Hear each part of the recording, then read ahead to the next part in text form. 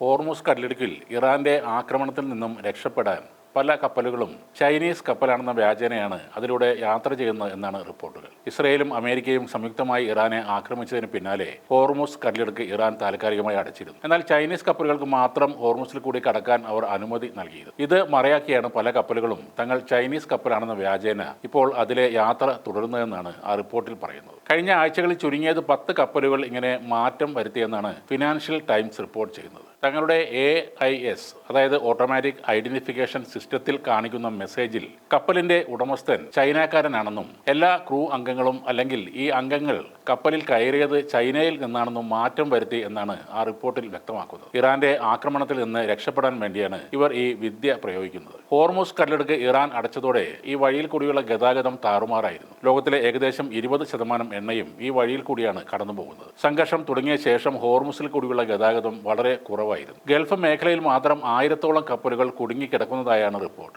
ചില കപ്പലുകൾ തങ്ങൾക്ക് നേരെ ഉണ്ടാകുന്ന ആക്രമണ സാധ്യത കുറക്കാൻ വേണ്ടി GPS വിവരങ്ങൾ ഇങ്ങനെ മാറ്റി കാണിക്കുന്നതായും ചില റിപ്പോർട്ടുകളുണ്ട്. അതിനിടെ മെഡിറ്ററേനിയൻ മേഖലയിൽ അമേരിക്കയുടെ 3ാമത്തെ വിമാനവാഹിനി കപ്പലായ USS ജോർജ് H.W. ബുഷ് എത്തുകയാണ്. നിലവിൽ ഈ മേഖലയിലുള്ള USS Abraham Lincoln, USS Gerald R. Ford എന്നിവയ്ക്കൊപ്പമാണ് ഈ ജോർജ് ബുഷും ചേരുന്നത്. അമേരിക്കൻ നാവികസേനയുടെ കരുത്തായ സൂപ്പർ കാരിയറുകൾ ഒന്നാണ് George H.W. Bush. USS Gerald R. Ford കഴിഞ്ഞ വ്യാഴാഴ്ച സൂയസ് കനാൽ മുറിച്ചു കടന്ന് ഇപ്പോൾ ചെങ്കടലിൽ നിലയുറപ്പിച്ചിരിക്കുകയാണ്. ഇറാനുമായുള്ള യുദ്ധത്തിൽ ഹൂത്തികൾ എങ്ങാനും ഇടപെടാൻ ശ്രമിച്ചാൽ അവർക്കെതിരെ പ്രതിരോധം തീർക്കാനോ അല്ലെങ്കിൽ ആക്രമണം നടത്താനോ സജ്ജമായാണ് ഫോർഡ് അവിടെ തുടരുന്നത്. USS എബ്രഹാം ലിങ്കൺ നിലവിൽ ഗൾഫ് മേഖലയിലാണ് നിലകൊള്ളുന്നത്. ലിങ്കൺ സ്ട്രൈക്ക് ഗ്രൂപ്പ് തെക്ക് കിഴക്ക് ഭാഗത്ത് നിന്ന് ഇറാനുമേൽ സമ്മർദ്ദം ചെലുത്തുകയും ആ രാജ്യത്തിന്റെ നാവിക പ്രഹരശേഷി കുറക്കാൻ സഹായിക്കുകയും ചെയ്യുന്നു എന്നാണ് റിപ്പോർട്ടുകൾ. ഇവിടേക്ക് 3ാമത്തെ വിമാനവാഹിനി കപ്പലായി USS ജോർജ് H.W. ബുഷ് വിന്യസിക്കുന്നതോടെ മെഡിറ്ററേനിയൻ ഗൾഫ് മേഖലകളിൽ തങ്ങളുടെ സൈനിക